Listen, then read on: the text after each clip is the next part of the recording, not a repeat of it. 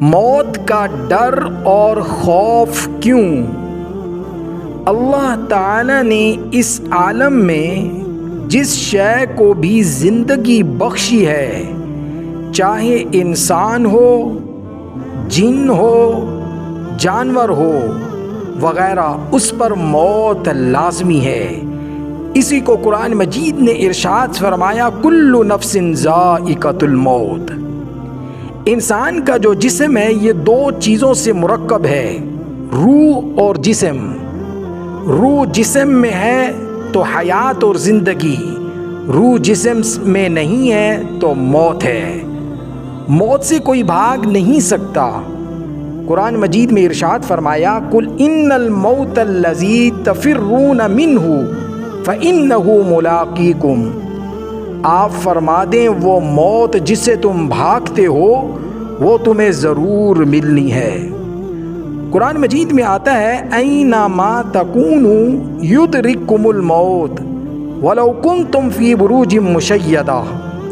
تم جہاں کہیں ہو موت تمہیں آ لے گی، اگرچہ مضبوط قلعوں میں ہو۔ لہذا موت سے ڈرنے کے بجائے موت کی تیاری کی جائے۔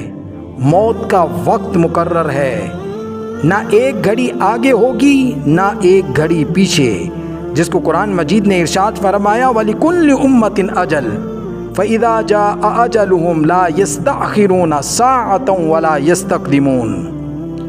حدیث میں آتا ہے، ملک الموت حضرت عزرائیل علیہ السلام دن میں 3 بار لوگوں کے چہروں کو دیکھتے ہیں۔ جس کی عمر پوری ہو جاتی ہے، جس کا رزق ختم ہو جاتا ہے، اس کی روح قبض کر لیتے ہیں۔ حدیث میں آتا ہے، انسان 2 چیزوں کو برا سمجھتا ہے، ایک موت، حالانکہ موت اس کے لیے فتنے سے بہتر ہے۔ دوسری مال کی کمی، حالانکہ مال کی کمی سے حساب میں کمی ہوگی۔ ایک اور حدیث میں آتا ہے کہ دنیا مومن کے لیے قید خانہ ہے، قبر امن کی جگہ ہے، جنت اس کا ٹھکانہ ہے۔ جبکہ دنیا کافر کے لیے جنت ہے، قبر اس کا عذاب ہے، جہنم اس کا ٹھکانہ ہے۔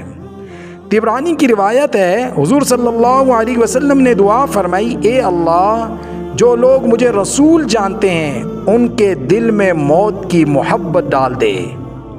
ترغیب کی روایت ہے، حضرت انس رضی اللہ تعالیٰ عنہ کو آپ صلی اللہ علیہ وسلم نے وصیت فرمائی، موت سے زیادہ پسندیدہ چیز تمہارے نزدیک کوئی نہ ہو۔ ابن ماجہ کی روایت ہے، مومن کو ہر چیز میں ثواب ملتا ہے، یہاں تک کہ موت کے وقت جو تکلیف ہوتی ہے اس میں بھی ثواب ملتا ہے۔ ایک اور حدیث میں ارشاد فرمایا، موت مومن کے لیے تحفہ ہے، موت مومن کے لیے پھول ہے۔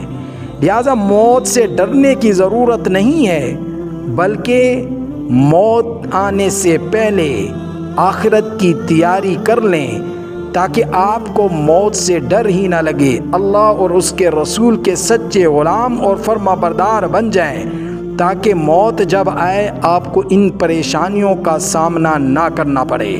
اللہ رب العزت مجھے بھی اور آپ کو بھی اس پر عمل کرنے کی توفیق عطا فرمائے۔